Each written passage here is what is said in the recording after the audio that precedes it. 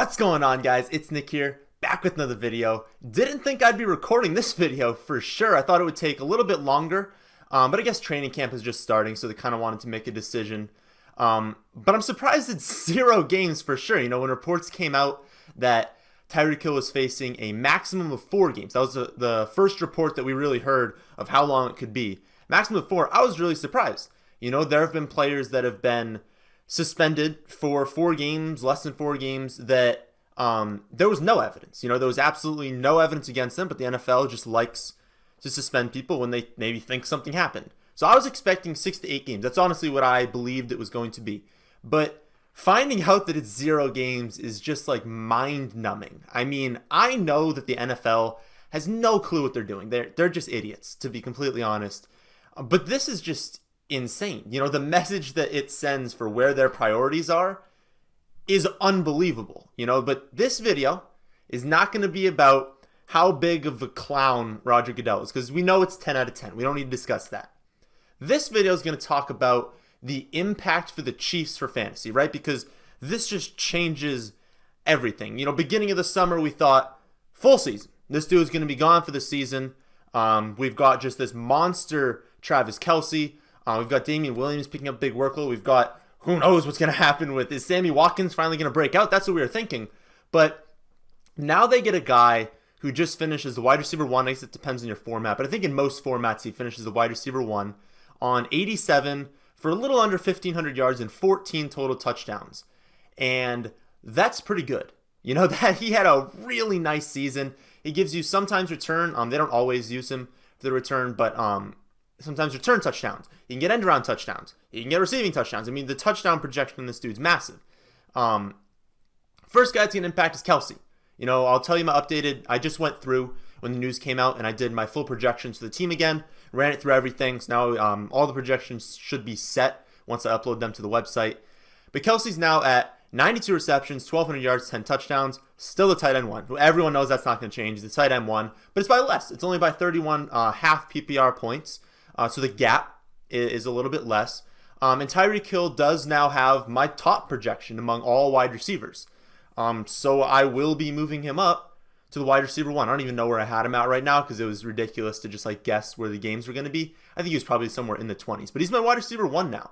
And it's because of what I just talked about. He provides that rushing, that potential to return touchdowns, but also just he's playing with Patrick Mahomes. You know, it's an incredible offense. I don't really see how he could be projected outside of the top 3. I guess you could put Adams and Hopkins ahead of him, but at least as far as my projections are concerned, I gave him a 24% target market share, which is basically what he was having. It's what he's expected to have. I could even move that down to probably 22 or 23% just to be on the safer side, and I'm pretty sure he would still end up with the top projection. Having Mahomes as your quarterback, Andy Reid as your head coach, just gives you such an incredible floor and ceiling combination. I mean, the dude had 3 games last year with 140 receiving yards and multiple scores. I mean, he's that perfect best ball pick. He's that guy that the rest of your roster thinks, oh, look, Tyreek Hill went for 250 and 3 touchdowns this week. I win, even though the rest of my team stinks. So he's got that incredible combination because his floor it's not even a situation like Brandon Cooks, where you're like, yeah, he goes off sometimes, but then he's got a lot of these duds. Tyreek Hill doesn't really dud. You know, so like last year, my bold prediction, which was bold at the time, was he was going to finish as the wide receiver 1 because of how good I knew Mahomes was, even though people wanted to doubt him coming into the league. Was that he finished 1, so how can I not rank him 1 again this season? He is still behind those top-end running backs for me, so you guys know right now I've got like Zeke, Kamara, McCaffrey, Barkley, David Johnson. Like that front tier isn't going to change. That you don't put Tyreek Hill into there. He's a wide receiver. The running back's much more important. I'm actually going to talk about that in tomorrow's video. He's still behind them, but he's a mid to late first round pick, depending on when you want to start targeting the wide receiver position.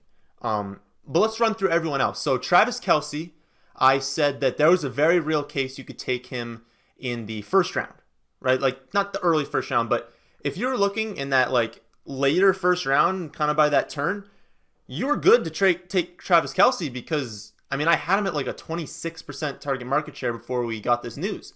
And that was very realistic. And just the gap between him and like your opponent's tight end each week was massive. So taking him early was fine. I don't think that's the case anymore. Although if you want to take him in the mid-second round, still good with that. There still is a gap. You're still going to be going up against guys who have, I don't know, like Ebron. Like Ebron's like a solid tight end that someone might have as their starting tight end. Maybe Ebron goes like, there's going to have weeks where he goes like 4 for 40. You're going to have weeks where you go up against someone's tight end that they're putting up that kind of stat line. Like, there are no tight ends that have the upside that Travis Kelce does, or at least had before this news came in. But now, again, it's mid-second round because he does still have the most upside of any tight end. It's just not as big. The upside also is a tad bit lower. Like the median projection stretched a little bit thin, but also the ceiling came down a little bit. This also changes, the wide receivers. Sammy Watkins is going to move down draft boards. He was going right now in the 6th round, somewhere around that, in like a 12-team PPR league. I don't really know what his value was in standard. Probably a little bit later. He should move into like the 7th or 8th round, just move down a little bit. The upside, of course, is now lower than it used to be. We're not going to get that monster season unless someone gets hurt. And he still comes with that risk. He's got the foot injuries. He's got the fact that he's a fantastic wide receiver, but he's failed to just put it together for an entire season. So he still comes with a lot of risk. Mecole Hardman shouldn't be drafted anymore. There was kind of a thinking in the community before this news came out that maybe they kind of use him in that same role. Like, he's not as good, obviously, but maybe they were going to use him in a similar type of role so he'd have nice production, a nice production for fantasy. But nah, you can't really draft Mecole Hardman at all anymore. Damian Williams, I don't think this affects him at all. It might actually even help him because before I had them scoring 95% of the touchdowns as like a weighted average of the past 2 seasons. And I've moved that, I think, to like 99%, just giving them slight regression. And it's weighted, of course, a little bit more towards last season since Mahomes was the quarterback last season. And since they're going to score more touchdowns, that's just more of an opportunity for Damian Williams to score touchdowns. Now, obviously, maybe you could argue that his receiving production might be a little bit lower with Tyreek Hill. Like, listen, when an offense is good and got better, because obviously they got better now that they have him, you don't dock the running back, right? Like, you don't say, offense is better, someone else might be scoring more touchdowns. Like, it just doesn't work like that because they're now going to just score more touchdowns. So, yeah, maybe he doesn't have 20 touchdown upside now, but it's Damian Williams. Like, he's still going to crush it this season as long as he doesn't get hurt. So I still have him ranked as my running back 6. Again, if they give the contract to Melvin Gordon, then I still will put Melvin Gordon ahead of Damian Williams. But until that gets resolved, I'm not putting Melvin Gordon ahead of him. So I still think he's a phenomenal pick. And then how about Mahomes? Mahomes' projection actually goes up. I don't actually remember exactly what it is now, but it was 1 before and it went up, so he's still 1. I still won't be drafting Mahomes because this news now moves him up, right? I mean, people beforehand could at least justify not taking him, right? Like, there were still leagues where he would drop into the 4th or 5th round because people are like, well, yeah, he's the quarterback 1, but he doesn't have Tyreek Hill. So maybe the upside isn't there. Well, now everyone knows that he can produce the exact same season he just did. So he's going to move into that 2nd round. And I'm not drafting a quarterback in the 2nd round. I still am a firm believer that you do not take quarterbacks early, especially this season. This season, there's going to be more high-end quarterbacks than we have ever seen in the history of the league. There's going to be more second-tier quarterbacks that produce very similarly to the high-end quarterbacks. And so just not worth it. There's 20 quarterbacks that I'm willing to start in a 12-quarterback league. Why would I take, Patrick Mahomes in the 2nd round when those rounds are so valuable to running backs and wide receivers, especially running backs, like you'll see in tomorrow's video.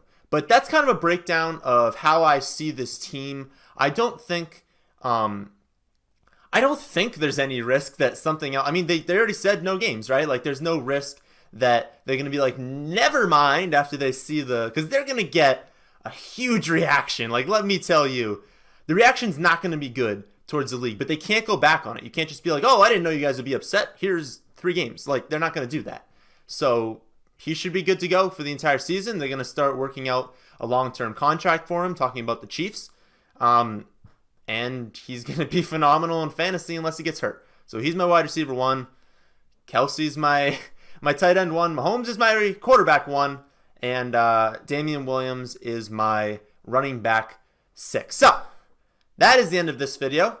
I hope you guys did enjoy. If you did, how about you hit that like button? If you're new here, how about subscribing to the channel? But that's the end of this one. Thanks for watching.